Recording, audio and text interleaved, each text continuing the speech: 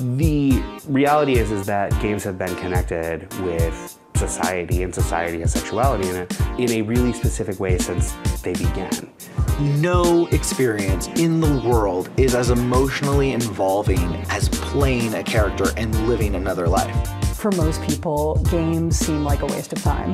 But actually, I think that games teach us to look at ourselves in a new way, and of course look at the world in a new way too. Diversity in games is a huge, obvious problem that the game industry knows about and is going to have to do something about. As we gain visibility, you're seeing pushback. There's a lot of people who can be very vocal on the internet. Terrible online harassment stories.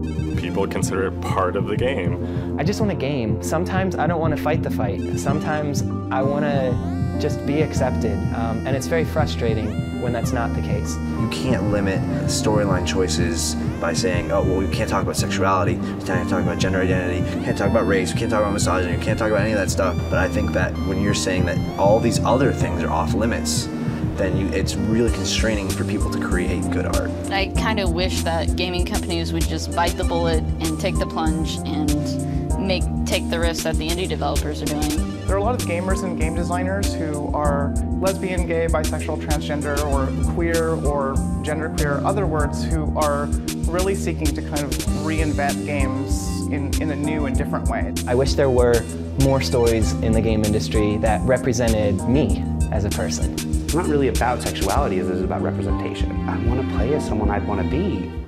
What people want is a way to be able to play with people who they can feel trusting and safe around, who are not going to be jerks. Having your own sexual identity, it should never define somebody entirely, but it is a defining aspect of our lives, and we need to be able to come together on common ground about it.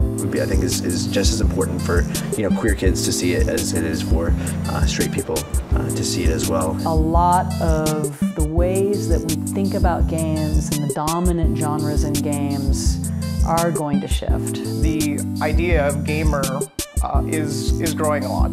Don't be afraid to market to us. Don't be afraid to tell our stories.